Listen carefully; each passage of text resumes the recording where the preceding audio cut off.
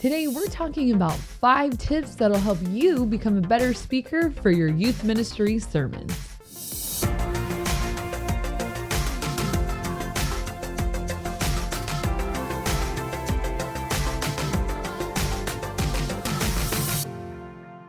Hey, thank you for joining us for another episode of the Ministry Coach Podcast, the coach for the coachless in youth ministry. My name is Jeff Lascola, and this is Kristen Lascola. And we are here with... according to your aunt, Mrs. Jeff Lascola.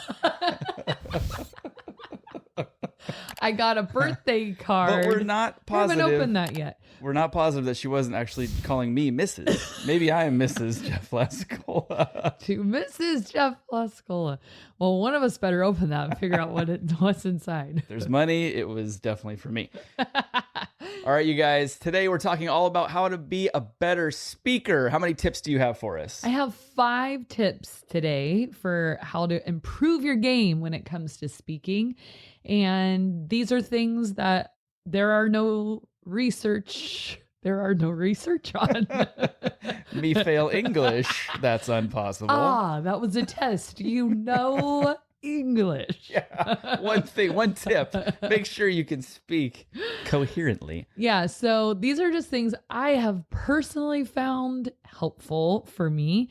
In the comments on our YouTube channel, maybe add some that have been super helpful for you. If you're a seasoned youth pastor and there's been a specific tip or trick that has helped you go from good to great when it comes to speaking, I would love to hear about that because I'm looking to improve all the time myself. These are just 5 that have helped me. I have more, but we only have so long. So number 1, make sure your message follows a logical sequence, meaning don't just ramble and jump around to a bunch of different things.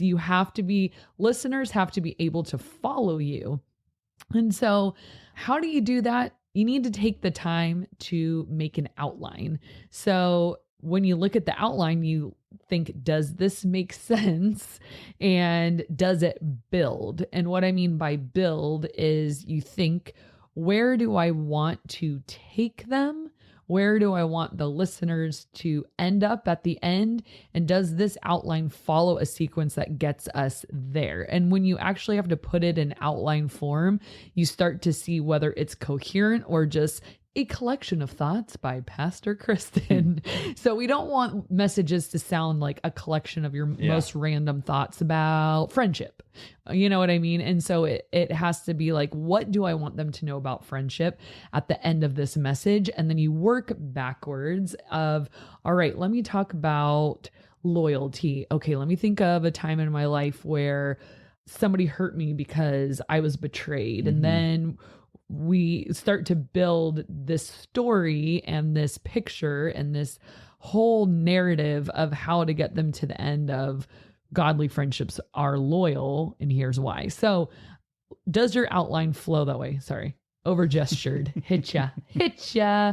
So I think sometimes remember the papers you wrote in high school where you had to have like an introduction, a body, a conclusion.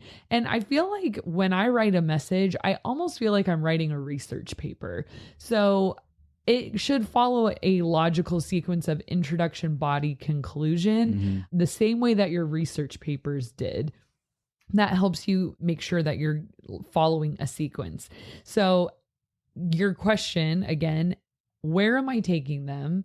And then when you look at that outline, did we actually get there? Did we go to where I wanted to take the reader first because you're writing it, and then that will translate later into a listener with your words. But at just reading through your outline, can somebody else follow the big picture, the story, the end goal that you're trying to take these people on? Yeah, because you might bring up like several different stories or points, obviously, through your message, but there should be one overarching theme. Exactly. We call that a golden thread. So and we all know those sermons we've heard that don't have that. Right. And the worst is like when you go to church with a friend or something, and then you guys talk about the sermon after, and then you look at each other like, I don't even know what they were talking about, you know? And it's just like, that probably means there wasn't an outline that was kind of like checklisted before they went up on stage to say like, okay, the goal was to end here. Yeah. And this outline eventually does lead there. Great. But that's only step one, because just because you have something great on paper doesn't mean you're actually going to communicate it. So number 2, figure out your preparation method. So some people, when I was like just starting out as a youth pastor, they would talk to me about some people are manuscript people and some people are outline people. And a manuscript person is somebody who writes it out completely, like verbatim, like they're writing a book almost. And an outline person, I worked with a high school pastor like this, and I would see his outline, Chad, he would have like a word, another word, and then you would hear him do his message, and it was like all filled in beautifully, and he could follow it. He was an introvert, and this is a theory that introverts can get away with an outline that's kind of bare bones like that, because they're internal processors anyways. And so they know what they're going to say. I'm an extrovert, so I process externally, which means I have to get it all out first, and then I know what I'm going to say. But it's not like I get up there and read my manuscript word for word and try to make eye contact. But what I'm doing is it's like, I got this out into the world, and now I have a relationship with this message, and I know it, and it's been expressed and it's been said, and now I can kind of grasp it. But if it's only in my head, I can't grasp what I want to say until it's been released. That's interesting. I prefer outline, and I am an introvert, so maybe you're right. I have wondered that for a long time, because people always are like, just find your method. And it's like, well, how do you know? Well, that's where I would start. If you're an introvert, chances are you could get away with an outline. Maybe introverts are smarter. If you're an extrovert, we'll go with that. You might need to like actually get it out of your system, because when I start writing, I'm thinking and writing simultaneously, or speaking, or like speaking and writing and thinking. It all happens in one fluid motion. Do you find it hard though to like look at your notes, having it all written out? I'll get to that. Okay. Because it just finding looks it like, hard to a lot realize where you're supposed to be. Words, so many words, but no, because of what I'm going to talk about in number 3. So here we go. Let's just pop out to it. with a snap. Pop out to it. Hip hop. Don't stop. All right. Pop out. Here we go. Popping out to number 3. What was that laugh? A donkey. You're a donkey. Donkey. All right. Number 3, practice. So the first time you say your message should not be on stage, especially if you're newer at speaking. But if it is, film it and share it. And we'll laugh and laugh and laugh. So if you only write an outline and then you're like, sweet, I can like glance at this and I kind of know the direction I'm going. For maybe a certain context, if you're just leading like, oh, I'm just going to lead a quick Bible study, before we go on a trip or something like that. But if you're like speaking, if this is the message, it's such a good idea for you to get it out a couple of times before you're actually on stage, because your ear and mouth will work together to correct themselves before you actually give the talk. So meaning if you say something that doesn't really make any sense, your ear will correct it. And I've done this so many times where I've been like, what? And then I'll like look back at my notes and kind of jot a few things down. And then I'll like keep practicing and I'll say it again.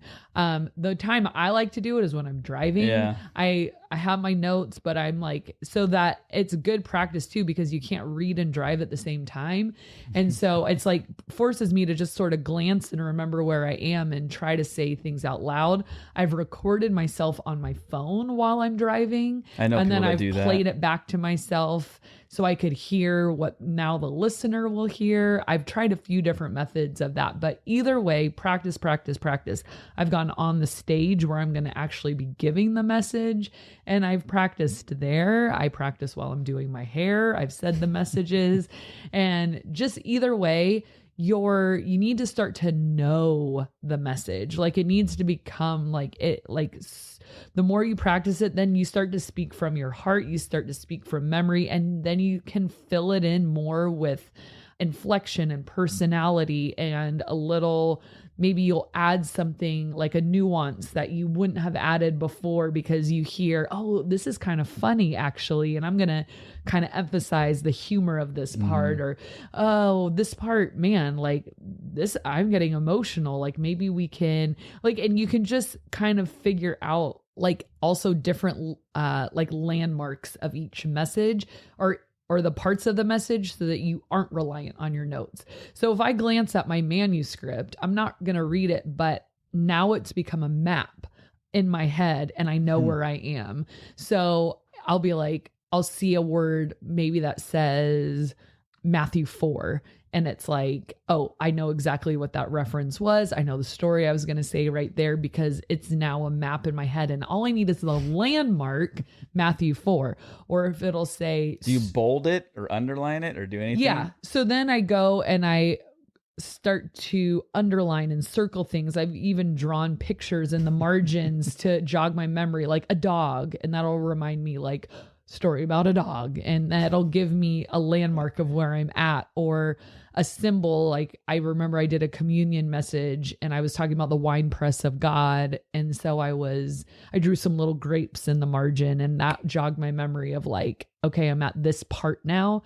So I didn't need to read it, but the grapes signaled a landmark to me of now you're at the winepress part. You've practiced this so many times. You don't have to read it. You have the map of the winepress part in your head.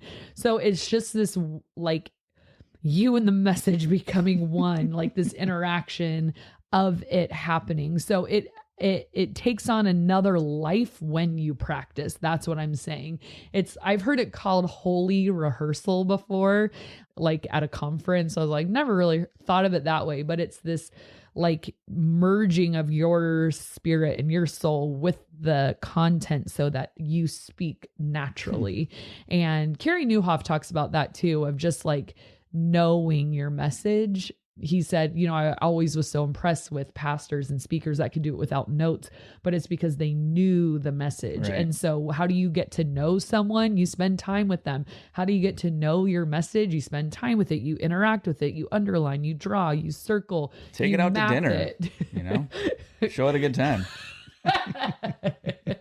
Yeah, you're at Taco Bell and you're going through it in your head. You're eating and saying your sermon out loud.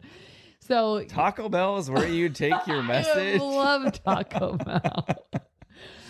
Bean burrito, right. No cheese, anniversary's coming sauce. up. I know where we're gonna go.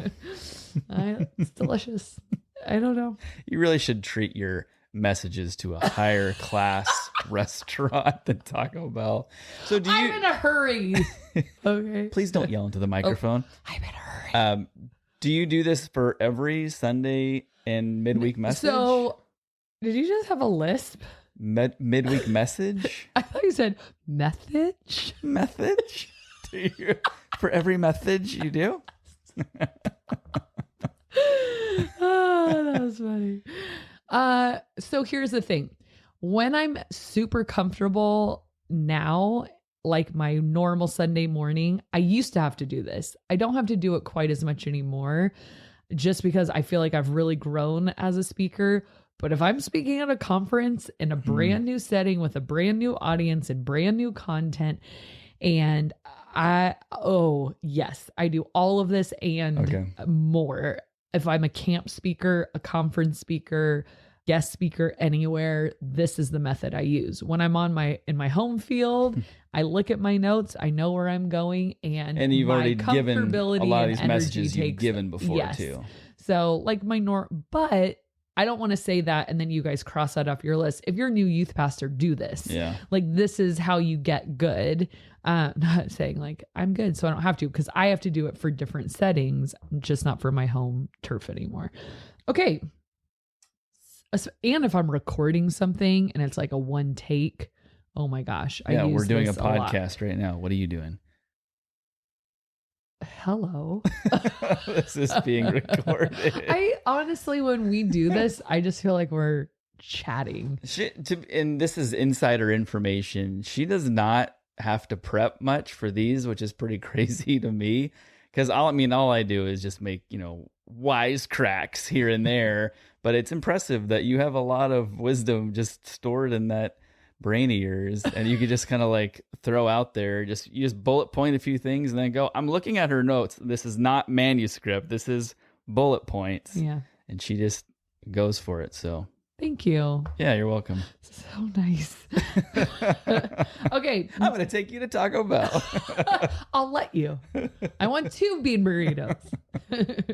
Okay. So number 4, prepare with others. So I think we've talked about this maybe on another episode. Who knows? I feel like I've said it before, but something called sermon prep is really cool when you can grab a couple other pastors, some leaders, some interns, maybe your senior pastor, and just say, all right, I'm doing a message on the Holy Spirit this weekend. Here's sort of like, come with something, like, don't just start from scratch. Like, so what do you think of the Holy Spirit? We're not starting from ground zero, but you want to come with at least a little bit of a direction. Like, these are the main passages I'm thinking of using. Here's a story that I thought would go really well. Here's the main point I want them to grasp. Is there anything you would see here that doesn't quite make sense? Do you see a potential pitfall that people will have a big question about? Like, you just want their opinion, their eyes on it. It's helpful if it's somebody like actually in ministry that does this with you, but like your husband or wife could do it too. Like, I feel like you would be great. I don't know that I've done that with you before. I've asked you, like, does this make sense? Or what do you think about this? Or you've given me good feedback before. Of course I have. You want their input, their reactions, all that kind of stuff. If you want to get really cringy, you could practice in front of your spouse and say, like give them your message. No, it's too cringy. But I'm saying if you're into that, you can do it. So prep with others. So get their opinion. And who knows, like, really great illustrations will come out of that, because they'll say, hey, have you ever heard of this story? Like something that you haven't heard. Oh, that would fit so perfectly in here. I love sermon prepping with people that I'm coaching to speak. And so then when they're about to speak, I'm like, oh man, here's what I do. I'd move this here and move that here. Like right before they're going to speak. Like, get out of the way. You're on in 30 seconds. Here's what you need to change. Get rid of this. Move this over here. Go. You're going to do great. I'm going to be filming it. I'm timing you. So yeah, just whatever resources you have at your disposal, whichever people you have at your church or on your team or in your family, sermon prep with people, get some other opinions on it. The Bible even talks about that, of just like that idea of wise counsel, and just there's a whole lot of wisdom in getting voices of people in on what you're doing. All right. And number 5, try to keep their attention in creative ways. So final tip. So I like to call this becoming multidimensional. So it's a pretty flat talk if it's just, here I am giving a monologue for 25 minutes. Monotone monologue for no monetary gain. So you want to, number 1, if you're not naturally an energetic person, pay attention to that. Try to bring it up a notch, because you want to be engaging and energetic, and your energy will translate to the listeners leaning in a little bit more, or their energy to be able to stay with you. But here's some ideas for how you can keep attention when you're speaking. Humor always draws people in. Now, I know we're not stand-up comedians, so it's not like you can have a funny talk start to finish all the time, but at the very beginning, there can be an element of humor. That's usually a good place to put it. Something well-timed in the middle to recapture them. Self-deprecating humor is always a good one. So find a way to make them laugh at least once. I've tried sometimes and they didn't laugh. That's a very humbling experience. So, you know, you're not going to win them all, but try to be funny. So like there's things that I've said that I'm like, or like impressions or something I've done. And I thought they were going to laugh and they just like look at me. Or you've just got a great reference, but it's over their heads. Yeah. Then you're like, oh, that was poorly placed. I know. Like how many times do I want to quote Dumb and Dumber? And it's like, you guys have never seen what movie this. from the 90s I know, are you quoting? I know. Using illustrations and stories. So personal stories obviously go a long way. Personal funny stories go a really long way. I told students a story about something I did in the car that was really funny a couple weeks ago. And they were like so engaged and they were asking all these questions. What did you do when they wanted to know about it. So again, I've heard people criticize that method and say, well, you're putting the focus on you and not on God. And it's like, you could get hyper spiritual about everything in ministry for sure. So if you don't want to be funny and talk about yourself, don't. I'm just saying sometimes a little sprinkling of that puts the humanness back in, and the person you're listening to, you want to be able to relate with a bit and to know, oh, you're human. Oh, you're just like me. There used to be this section in this magazine, People magazine, that would be like stars. They're just like us. And they would show people like at the grocery, like George Clooney at the grocery store and like, you know, Brad Pitt at his kid's like soccer game or something like that. And it was all of a sudden this like, oh my gosh, you're a person like just like us. Yeah. And I think that's what our listeners sometimes want to hear is like, tell me a little bit about you. I want to know who I'm listening to. So I think it's okay as long as it's not disproportionate, because I've heard some pastors, they just talk and talk and talk about, oh, and then my kid did this and then my kid did, and it's just like, okay, like where's the message? Right. So the illustration is meant to illustrate what you're talking about, not be what you're talking about. Right. So you're interesting, but not that interesting. So don't make it all about you.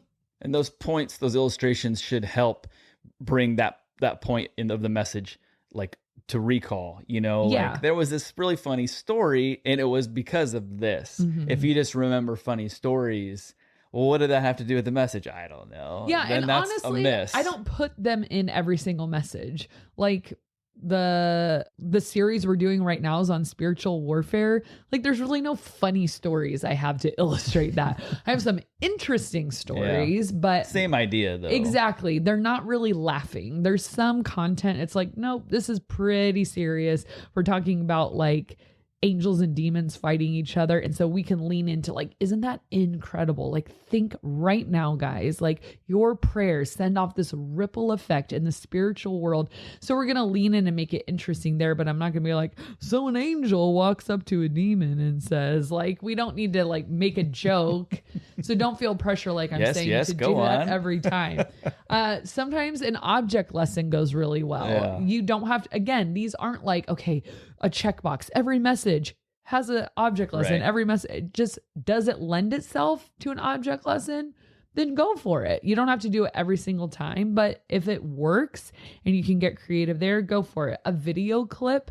Sometimes I use the Bible Project because I'm such a visual learner. If I had seen the Bible Project videos when I was in junior high or high school, I would have understood so much more about the Bible. And like we were talking about the Elohim last week, and they have a video on that of these spiritual beings. And it's like, it was 2.5 minutes and I showed it to intro my talk. They cheered at the end of it. They loved it. Like, because you see like, oh my gosh, that makes so much sense because you're listening to him talk and the pictures are narrating what he's taught. It's just amazing. I don't think I've ever seen any of those. They're really cool. And they have them on so many books of the Bible, so many topics. And so sometimes I use that as like an illustration. If there's a different type of video clip that works really well, I used a Seinfeld TikTok for one of my messages on confidence the other day when Jerry doesn't care that girl breaks up with him. He's okay, sounds good. And I was just talking about the opinions of people and how we can be detached from them a little bit. Anyways, get creative with how you show video media to enhance your message. And then again, make it multidimensional. It's not just you, but you are creative enough to grab all these things that will make your talk come alive. And then audience participation or using volunteers. You know, if there is this is weird, but I did pretend that this kid was the sacrificial cow, like in the Old Testament. And I was like, come up on stage. And like, I put my hand on him and I said, I'm the priest. He's the cow. I'm transferring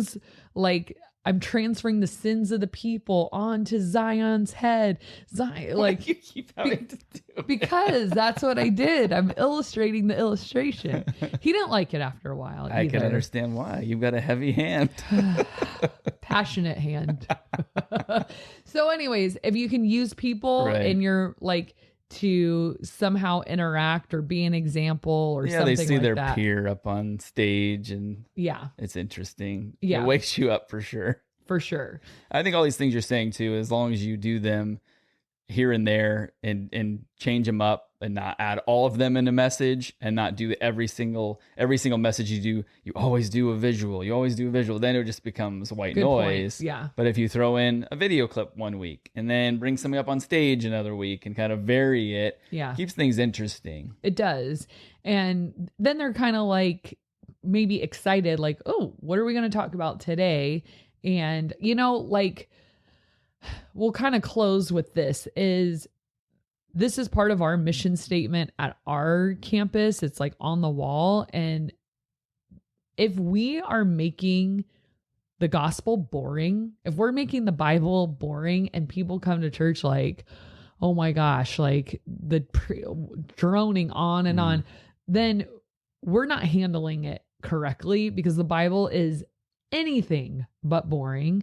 And so we as communicators, as teachers, as pastors, as preachers, we need to do justice to the content and bring it off the pages for the people so that they can start to see how this whole thing works together and like lean in of like, what? And I love that when I see my students have that moment of like, what? Like, that's amazing. Like, that is so cool because it is. And so if we're communicating it correctly and doing it justice, people should feel that way after our messages to be so excited about what we're learning, about what we're teaching, not like, well, let's get through the message, you know, because we're church and not a YMCA, but handle your messages with like the utmost responsibility. So the other part is like prepare. And I think that's pretty well said in these 5, but don't wing it. Right. You know, we all have had those weekends where we're like, oh no, but don't make that a habit. Yeah. Well, make sure you guys, like Kristen said, put your best tips that have worked for you in the comments below. We'd love to hear what you guys have to say. So now we're going to do a question of the day, which is, what is something that you do old school? Sorry. I've got this old cough. I like to use a paper planner. Like a lot of people put their stuff in their phone. I just love having a planner that's like, it looks like a spiral notebook, but it's a planner for the whole year. I don't know. There's just something about the way, and maybe again, because I'm like such a visual person, but having the whole thing and being able to interact with it physically is just easier for me. And I feel old when I pull it out because nobody has those anymore, but I love them. I would agree with that. But the only downside of that is when you're not near it. I'll be like, let me check my calendar and get back to you, because it's not like you just pull out your phone. I don't take my planner everywhere. Yeah, but obviously, if it's on your phone, it's everywhere you are because their phones are where we are. For me, kind of the same idea, but like I would rather do a to-do list written on a piece of paper than in my phone. And I do them in my phone, and I feel like I just like don't ever see them. I have probably 50 to-do lists that I just keep putting one on top of the other in the notes app. Oh yeah. And then I'll go back in and be like, I had 2 things to do today and I forgot both of them. So I feel like if it's on a paper, I do that too. It's in my pocket, it's something that I can remember. So it's something I probably do old school. All right, let's do a community comment of the day. This is from Betty Mungai, who says, "This is so good. I've been in youth ministry for 9 months now, since May 2021. I was previously in the corporate world and youth ministry was completely new to me. This channel has helped me a lot." Oh, thank you, Betty. Yay, Betty. Well, if it was May 2021, it's been a year. Yeah, well, that's not exactly a new comment. Just thought I'd point that out, that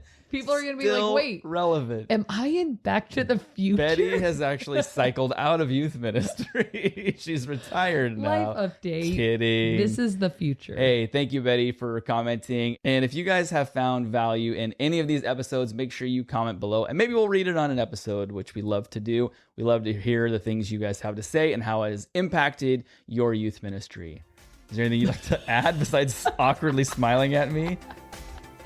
I love smiling. Smiling is my favorite. Anyways, all right, you guys, thanks so much for watching and listening, and we will see you next time. Today, we're going to talk all about sermon best practices. Nah, not really. What are we talking about?